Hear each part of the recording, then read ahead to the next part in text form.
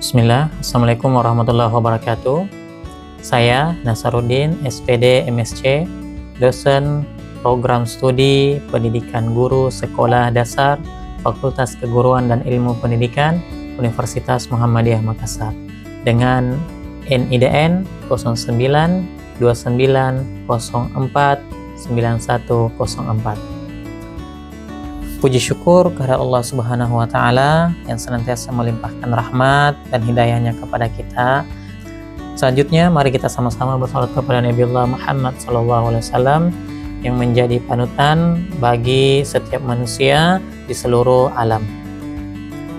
Pada kesempatan kali ini, saya akan menyampaikan pernyataan diri dosen dalam unjuk kerja Tridharma Perguruan Tinggi PDD UKT PT dalam rangka kegiatan sertifikasi dosen. Sebagai salah satu dosen di Perguruan Tinggi Muhammadiyah, kami dituntut untuk tidak hanya menjalankan Tridharma Perguruan Tinggi, melainkan juga adanya Catur Dharma Perguruan Tinggi.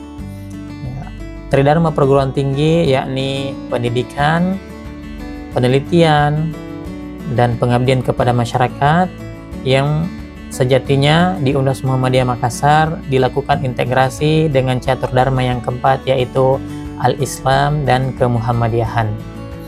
Nah, untuk kesempatan kali ini saya akan menyampaikan salah satu catur dharma perguruan tinggi bidang pendidikan, yaitu pengajaran.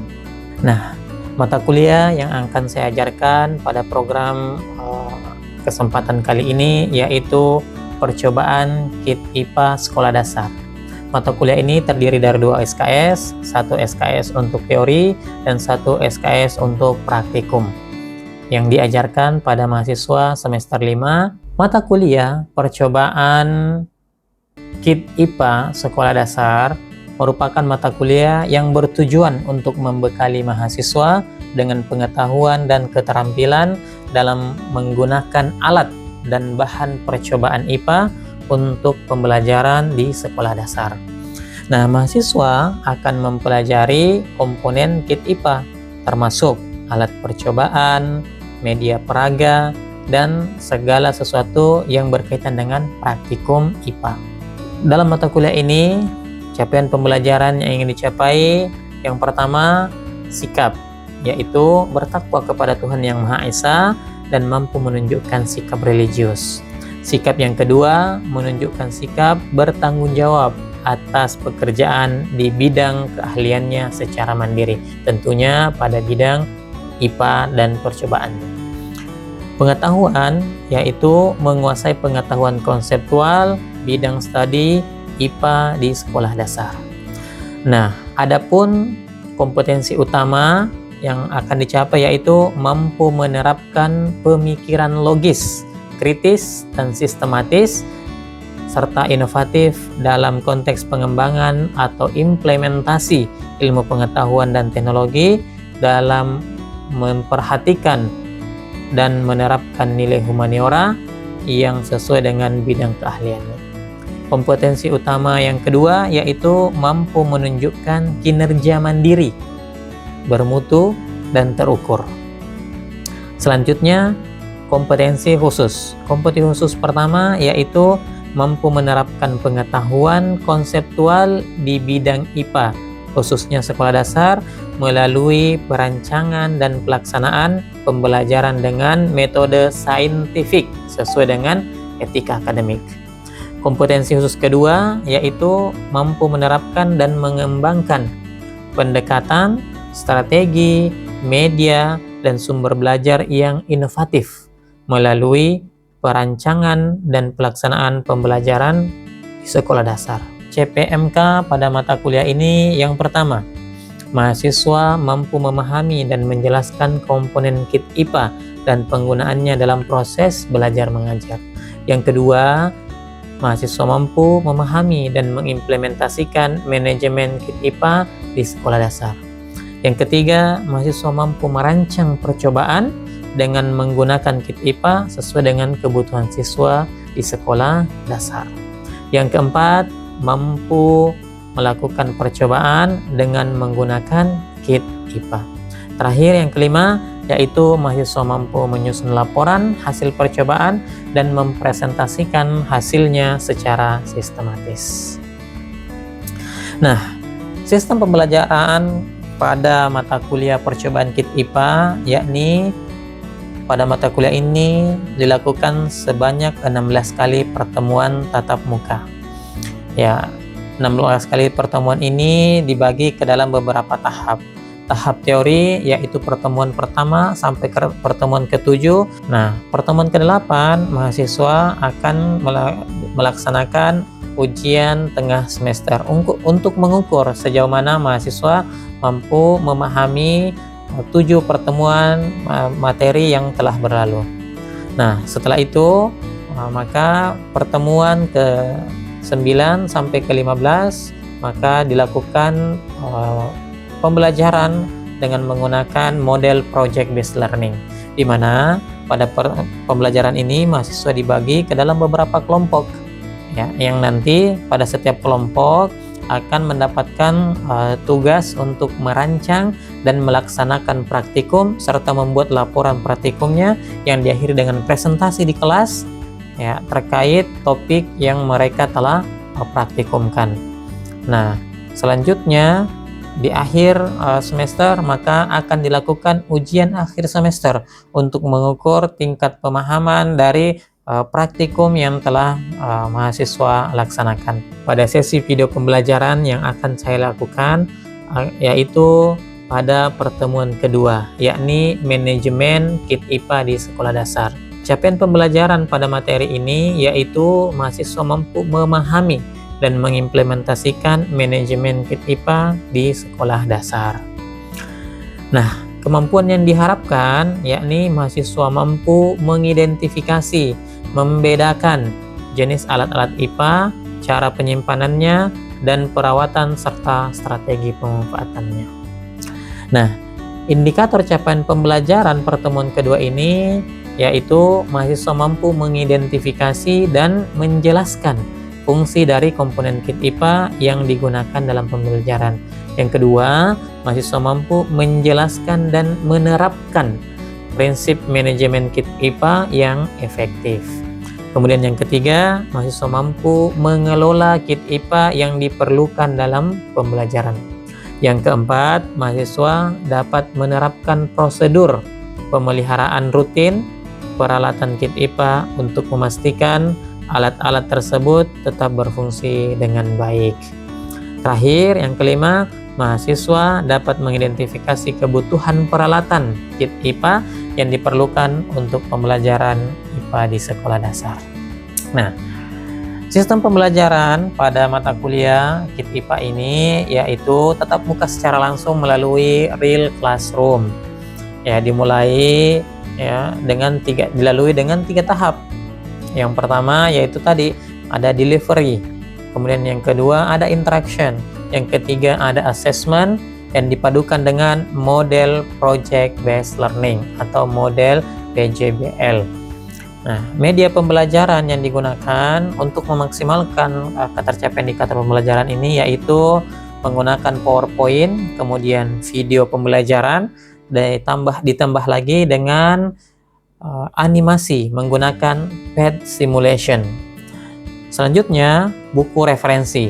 Buku referensi yang digunakan yaitu berupa buku ajar, kemudian modul menjadi salah satu sumber utama dalam mata kuliah ini.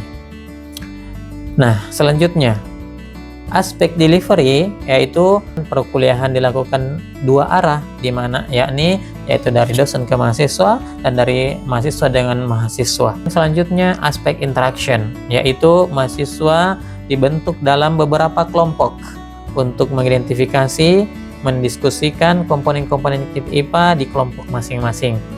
Setelah mempresentasikan hasil diskusinya akan mendapatkan feedback, akan mendapatkan penguatan berupa refleksi terkait hasil diskusi yang telah dilakukan.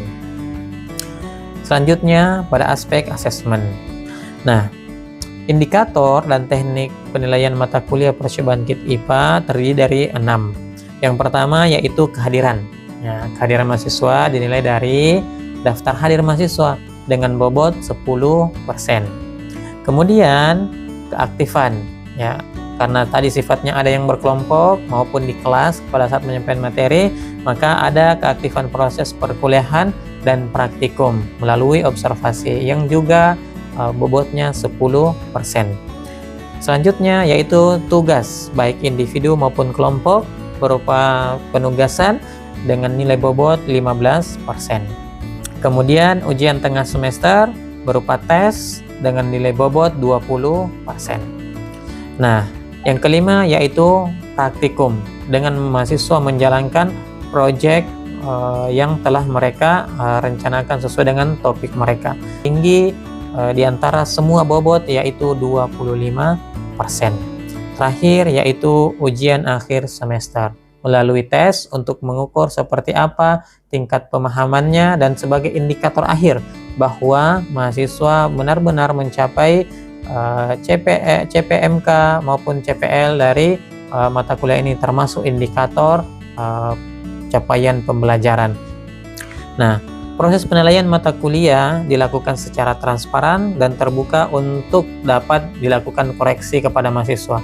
Demikian deskripsi mata kuliah percobaan KIT IPA di sekolah dasar yang saya sampaikan. Terima kasih atas perhatiannya. Assalamualaikum warahmatullahi wabarakatuh. Nah, berikut video proses pembelajaran yang saya lakukan pada mata kuliah percobaan KIT IPA. Selamat menyaksikan.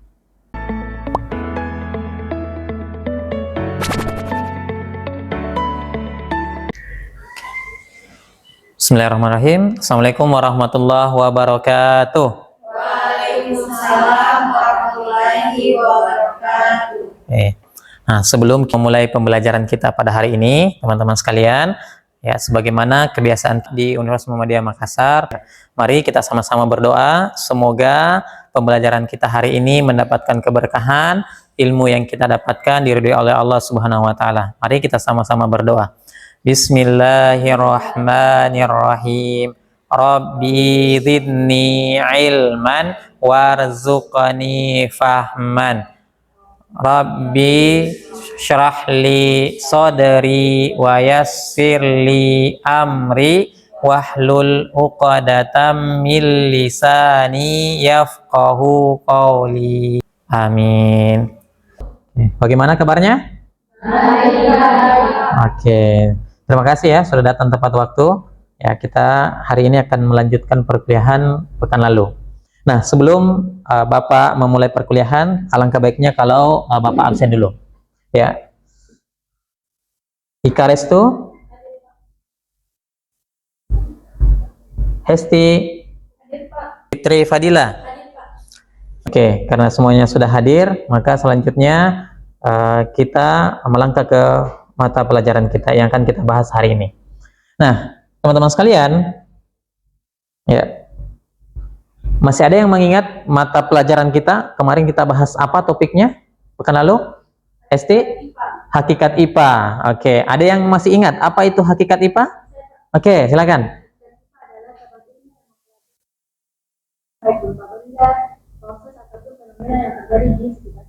Oke, jadi hakikat IPA adalah suatu cabang ilmu pengetahuan alam yang mempelajari prosesnya, bahkan termasuk bendanya yang ada di sekitar kita. Nah, kemarin juga kita sempat membahas terkait bahwa IPA itu terbagi dari 3 perspektif.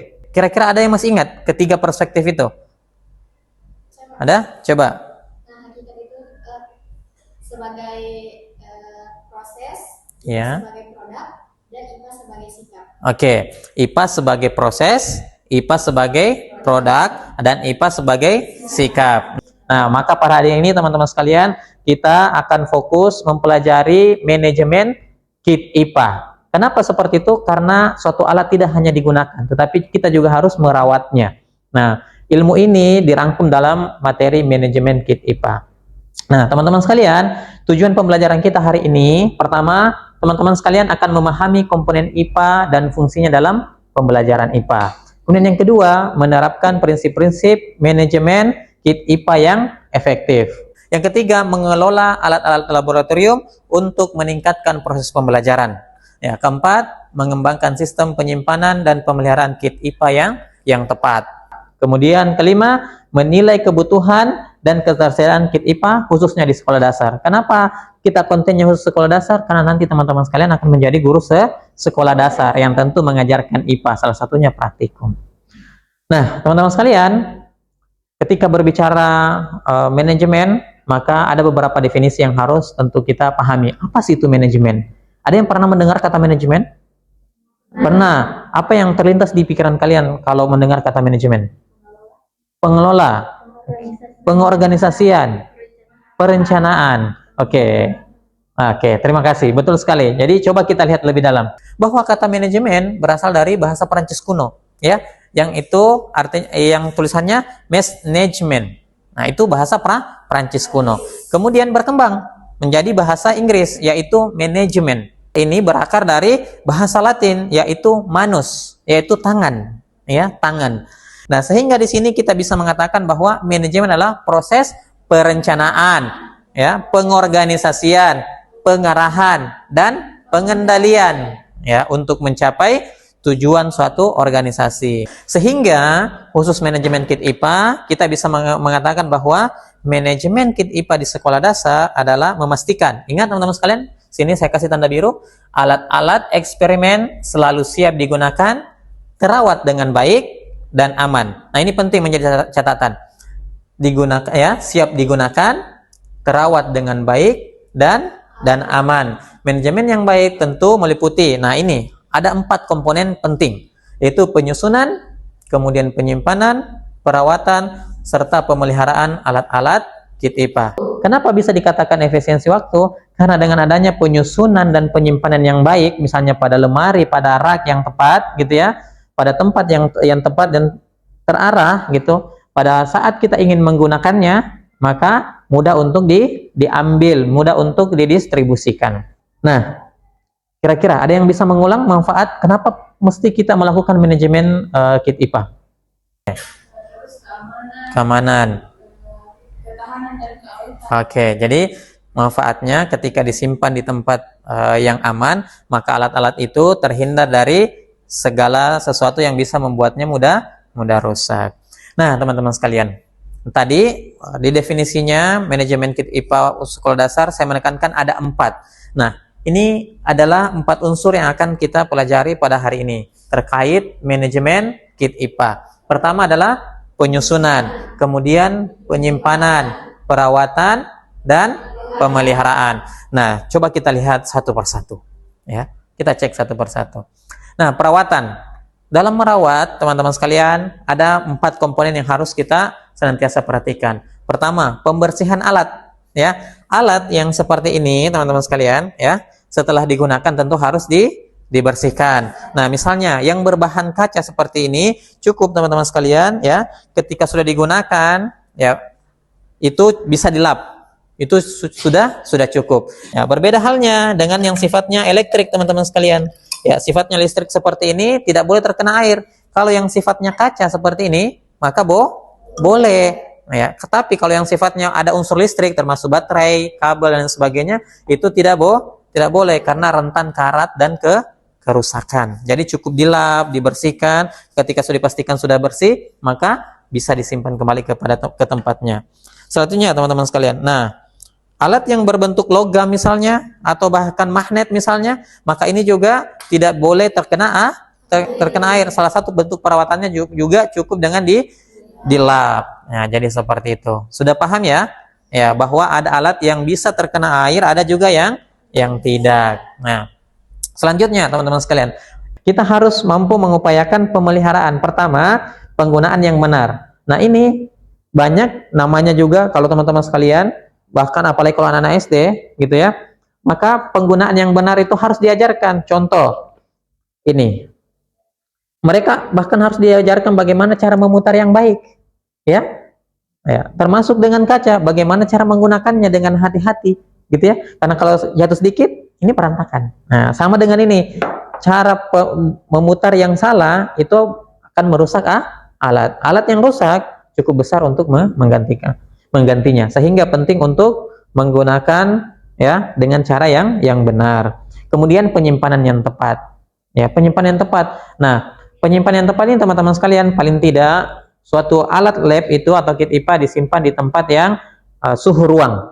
Suhu ruang. Yang mana suhu ruang itu antara 27 sampai 30 derajat. Tidak boleh terlalu dingin, tidak boleh terlalu panas. Kenapa kalau terlalu dingin? Nanti lembab. Ya, terutama yang berpotensi karat gitu ya, maka akan berkarat. Maka harus disimpan di tempat yang tepat. Boleh dalam satu kotak kit, boleh juga dalam lemari yang memang betul-betul terjaga suhunya. Lanjut teman-teman sekalian. Penyusunan ya kit IPA. Apa itu? Pertama, inventarisasi alat. Setiap alat harus diberikan label. Apa nama alat itu dan apa fungsinya. Karena kita dapat mengetahui bahwa ini nama alatnya. Oh, berfungsi untuk mengukur apa. Yang gitu ya. Karena setiap alat yang sifatnya seperti ini namanya alat ukur dan tentu ada semua fungsinya. Ya. Kemudian pengelompokan berdasarkan fungsi. Nah, teman-teman sekalian, pengelompokan ini ada dua. Berdasarkan fungsi, bisa juga berdasarkan paket. Yang mana itu berdasarkan fungsi? Ya misalnya ini untuk mengukur, maka semua alat ukur disimpan di tempat yang sama. Nah, sehingga juga memudahkan distribusinya. Sampai sini ada pertanyaan? Oke, silakan. Ika Restu ya? Oke, silakan. Terima kasih Pak. Pertanyaan saya itu bagaimana jika di sekolah dasar tidak memiliki lemari seperti yang ada di dalam ruang guru, Pak? Oke. Nah, ada pertanyaan yang bagus dari temannya mengatakan bagaimana kalau di sekolah dasar. Jadi kan nanti teman-teman sekalian, ya memang kita ketahui bahwa hari ini tidak semua sekolah memiliki kit IPA. Bahkan mungkin sudah punya kit tapi tidak memiliki lemari penyimpanan. Nah, kata Ika, bagaimana kalau seperti itu? Pertama, kita sebagai guru tadi karena sudah mempelajari manajemennya, bagaimana merawatnya, bagaimana menyimpannya gitu ya. Maka yang ditanyakan oleh Ika itu terkait penyimpanan. Pertama, kita bisa melakukan inovasi. Ya, paling umum ya kita mengecek di lingkungan kita apa yang bisa kita gunakan. Apa itu misalnya ada kardus, gitu ya. Kardus itu yang sifatnya bisa menahan juga ya kelembaban itu. Ya, tapi ingat kardus itu sifatnya berpotensi atau dibuatkan kotak kayu berpotensi terkena rayap. Nah, kalau misalnya menggunakan kardus, maka harus disimpan di tempat yang memang dipastikan tidak terkena rayap. Ya, jadi setelah disimpan karena ala kadarnya gitu, ya maka kita harus melakukan pemantauan rutin, entah per pekan atau per 2 pekan, supaya kita bisa memantau alat ini tidak terganggu oleh hewan-hewan. Atau paling tidak, kalau misalnya teman-teman ngajar nanti di kampung, maka teman-teman bisa minta tolong kalau ada tukang kayu, dibuatkan kotak. Ya, dibuatkan kotak. Ya, dibuatkan kotak yang sesuai kebutuhan teman-teman seperti ini. Nah, misalnya kebutuhannya seperti ini, maka kita minta tolong dibuatkan kotak yang lebarnya cukup untuk menyimpan alat apa. Nah, alat ini juga teman-teman sekalian, kalau kalian lihat di sini ada sekat-sekatnya, ya. Ini ada sekat. Tujuannya apa? Agar tidak bercampur. Nah, nanti kalau misalnya dalam keadaan terbatas juga, teman-teman sekalian bisa membuat sekat, ya. Di antara ini bisa dibuat sekat. Di sini untuk alat ukurnya, ya. Di sini untuk bahannya, gitu ya. Di sini untuk peralatan-peralatan lainnya, ya. Jadi seperti itu. Nah, sehingga teman-teman sekalian, alat-alat itu tetap bisa disimpan dengan baik. Ya, seperti itu. Oke, teman-teman sekalian, silakan dibuka, diamati. Ya, tadi kita setelah mempelajari bagaimana perawatan, gitu ya, penyusunan, ya, penyimpanan dan sebagainya. Silakan. Ada alat yang sifatnya logam, ada yang sifatnya plastik, ada yang sifatnya elektrik gitu ya, ada yang sifatnya lensa, silahkan diperhatikan. Dikeluarkan, identifikasi saja alatnya. Ya, ya di sini juga ada plastik, ada juga ya, silahkan identifikasi. Saya ingin melihat apakah teman-teman sekalian paham apa yang tadi saya jelaskan seperti itu. Kelompok berapa dulu yang mau presentasi? Silakan. Ini kelompok 1, kelompok 2, kelompok 3. Coba kelompok 2, silakan.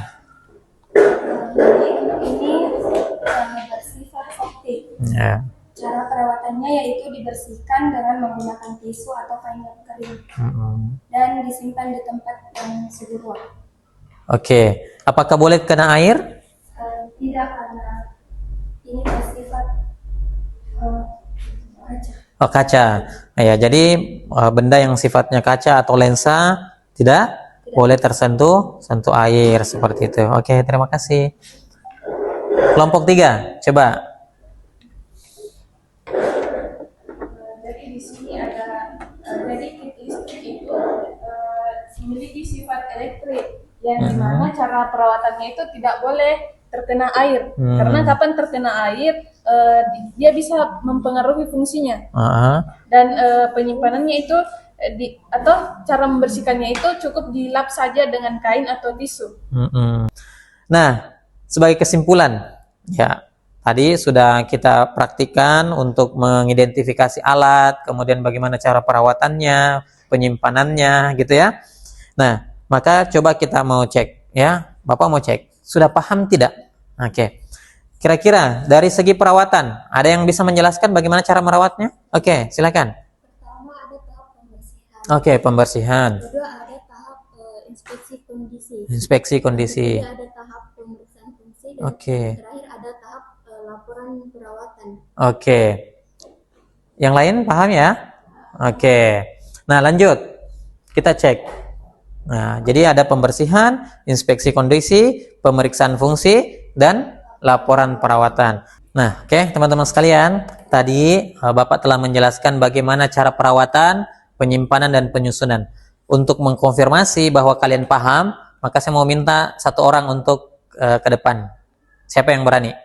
Ya, menjelaskan nih bagaimana cara merawat alat-alat ini, ya. Ya, yang sifatnya ada logam, ada kaca, kemudian ada yang sifatnya listrik. Ada yang bisa? Oke, silakan, Fitri. Ya, silakan. Ya. Oke, jelaskan kepada teman-temannya apa yang Fitri pahami terkait bagaimana cara perawatan dan penyimpanan dari ketiga jenis alat ini. Coba silakan. Jadi baik. Nah, di sini tuh alat yang pertama yaitu gelas kimia. Nah, gelas kimia ini bersifat kaca. Nah, cara pembersihannya itu dan serta perawatannya yang pertama, jika telah digunakan, kita membersihkannya cukup memakai lap. Tetapi jika kita menggunakannya memakai bahan kimia, maka kita membersihkannya pakai air atau bisa juga menggunakan deterjen sabun. Nah, setelah dibersihkan, lalu kita lap dengan menggunakan lap kering atau tisu, lalu menyimpannya di lemari kaca. Ya, selain itu ada juga baterai. Nah, baterai ini bersifat elektronika. Nah, bersifat elektronika itu kita membersihkannya sama dengan logam karena sifat elektrika ini cukup cepat berkarat juga, dan juga kalau jika terkena air akan merusak salah satu fungsinya yang ada di baterai ini. Baik, itu saja Pak. Oke, terima kasih untuk Fitri. Silakan aplaus dong. Oke. Sejauh ini paham ya manajemen kit IPA? Yakin? Sudah bisa nanti ketika praktikum melakukan itu? Oke. Nah, kita hari ini telah mempelajari salah satu ilmu yang tentu ya ini akan membuat bahwa alat-alat tersebut bagian dari alat untuk membuat kita menjadi tahu bagaimana IPA itu sendiri. Nah, saya ingin menutup teman-teman sekalian dengan salah satu pesan bahwa laboratorium yang tertata, alat yang terawat adalah tanda ilmu yang dihargai. Ya. Rawatlah peralatanmu, maka ilmumu pun akan terjaga. Maka mari kita merawat ilmu, merawat alat-alat di lab, dan merawat semuanya. Terima kasih untuk hari ini. Assalamualaikum warahmatullahi wabarakatuh. Waalaikumsalam warahmatullahi wabarakatuh. Oke.